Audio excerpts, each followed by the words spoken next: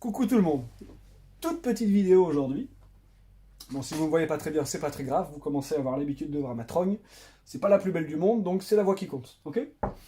Donc, toute petite vidéo aujourd'hui pour voir deux petites choses. D'abord ce qu'on a sous les yeux, et ensuite un tout petit élément pour vous faire cogiter. Encore une fois, une, une main tendue vers mes amis scientifiques les plus cartésiens, n'est-ce pas? Et les plus fervents défenseurs de la science moderne, sur les conditions d'entraînement des astronautes. Deux petits points aujourd'hui. Le premier, ce que vous avez sous les yeux ici, ok, que je vais mettre au plus proche de la caméra, c'est les 4 logos d'organisations internationales qui régissent les choses suivantes. Donc ici, c'est le logo des Nations Unies, ok, donc avec les casques bleus, donc qui définit où est-ce qu'ils déploient des forces armées sur le globe pour maintenir ou pas la paix. Ok. Ici, on a le logo la International Maritime Organization, donc l'organisation maritime internationale. Donc c'est eux qui décident qui navigue où, comment, par quel biais. Okay. Ensuite, ici, on a le logo du World Meteorological Organization, donc l'organisation mondiale météorologique, donc qui décide de qui a accès aux données météo et comment on les diffuse. Okay. Et enfin, on a International Civil Aviation Organization, donc l'aviation civile internationale. Donc on remarque des choses similaires dans ces logos, et c'est pas la couleur bleue. Oh là là, je suis d'un sarcasme absolu, j'espère que vous êtes en forme. Donc qu'est-ce qu'on remarque, en fait, c'est qu'on est dans les 4 cas sur la carte d'une Terre plate. Ok? Ce que vous avez ici, ici, ici et là, c'est la carte d'une Terre plate. Donc on a 4 organismes internationaux qui sont des fervents défenseurs du globe, ok, et qui ont comme logo une carte de Terre plate. Donc là, en fait, je ne sais pas ce qu'il vous faut de plus. Ils vous le mettent sous le nez, ils vous agitent. C'est-à-dire que c'est génial. En anglais, ils disent if it walks like a duck, if it talks like a duck, if it moves like a duck, well then, it might be a duck. Si ça marche comme un canard, si ça parle comme un canard, si ça se déplace comme un canard, eh ben, c'est sans doute un canard. Donc là, les amis, en fait, on a juste une des illustrations du péché mignon de cette élite, de ce groupe de personnes qui ont dirigé notre monde jusqu'à la période dans laquelle nous vivons.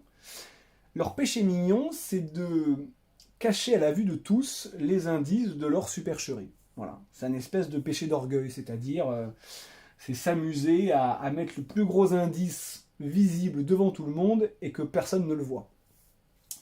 Donc, voilà ce que je voulais vous dire aujourd'hui, c'est-à-dire que les gens qui décident de comment volent les avions, comment se déplacent les bateaux, où est-ce qu'on met des armées sur la Terre, et qui dirige les données météorologiques au niveau mondial, leur logo, c'est une Terre plate.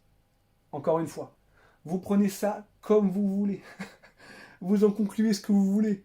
Je m'en cogne. Moi, je rapporte des faits. Voilà, ça, ce sont les faits. C'est extraordinaire. Et, entre parenthèses, on note la couronne de laurier qui encercle l'ensemble. Donc on pourra éventuellement faire le pont avec cette calotte glaciaire qu'il y a au niveau de l'Antarctique, qui n'est pas un point ponctuel, mais qui est une couronne qui entoure notre monde connu. D'accord ? Ok. Je vous laisse un petit peu l'image avec ça, et je vous parle d'autre chose. Donc les conditions d'entraînement des astronautes. Donc ça aussi c'est public. Vous allez regarder sur la NASA. Enfin, si vous tapez des images de la NASA sur Internet, vous allez très vite tomber sur les conditions d'entraînement. Et donc, vous allez voir que la plupart des locaux de la NASA sont des immenses piscines dans lesquelles s'entraînent les astronautes. Oui, bah, une piscine, je vois pas le problème, Johan. Je veux dire, ils se mettent en apesanteur, c'est normal, parce que dans l'espace, il n'y a pas de gravité, donc je vois pas où tu vas en venir. Minute, papillon. Minute, papillon! Faut que je termine? Dit Kennec.